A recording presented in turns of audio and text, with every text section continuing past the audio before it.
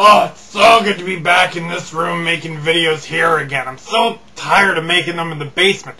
Now we can finally get back to the way things were a few weeks ago, with the Leafs regulation lost.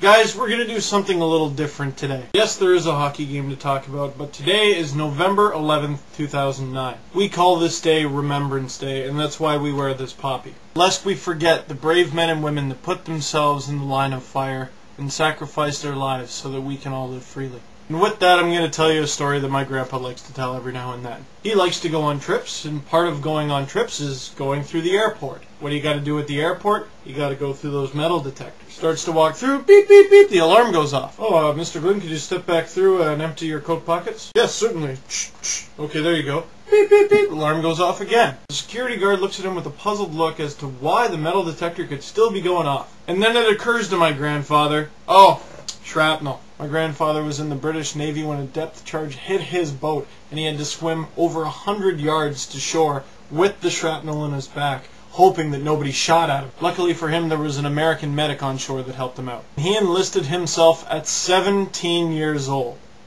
I can't even imagine what that's like. Likewise, my grandmother had to deal with the London bombings in England, and my relatives in Monteleone, Italy were actually arrested for protesting the Mussolini government. And they remind me that when I think life's getting tough, I don't know what tough is. So today, wear a poppy and never forget. And if you're upset that I haven't been talking about hockey for the last minute or so, it's because of these brave men and women that I'm even allowed to do that. But now, if you'll join me, I'll talk about the game. Leafs lose 5-2 to the Minnesota Wild, obviously in regulation, as opposed to 5-2 in overtime. This was a game showing the Jekyll and Hyde side of the Leafs, because Minnesota did open up the scoring. They made it 1-0. But rather than hang their heads, the Leafs were right back on it. Alexei Ponikarovsky scored to tie it up less than a minute later, 1-1. And they carry this momentum into the first intermission. Fans on Leafs Interactive, where I was chatting yesterday, they're going, yeah, Leafs are going to take this game. Then the Leafs start looking tired, especially on defense. Boom, boom, boom, it's 4-1. The Leafs D really did look beat, and a big part of this is because Mike Komisarek left in the first period with injury. No, he was doing so well! But what's so frustrating about this to me is we knew Mike Komisarek was kind of in day-to-day mode heading into the game.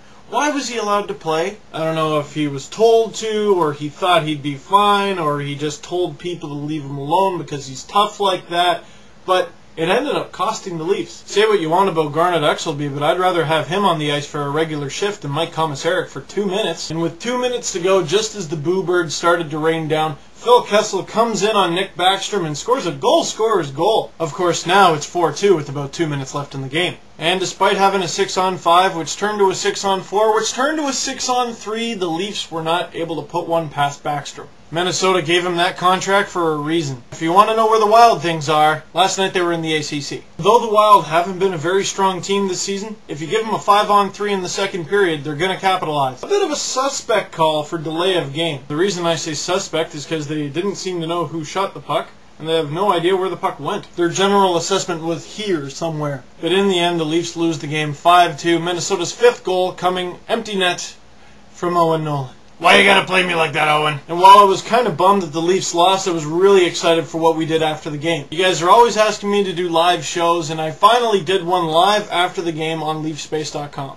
You would know that if you were there. We talked about a wide variety of topics like why you can't put Jason Blake on waivers, why it's ridiculous that the Leafs would get J.S. Giguère. I hate that trade rumor, and Vinny Lecavalier.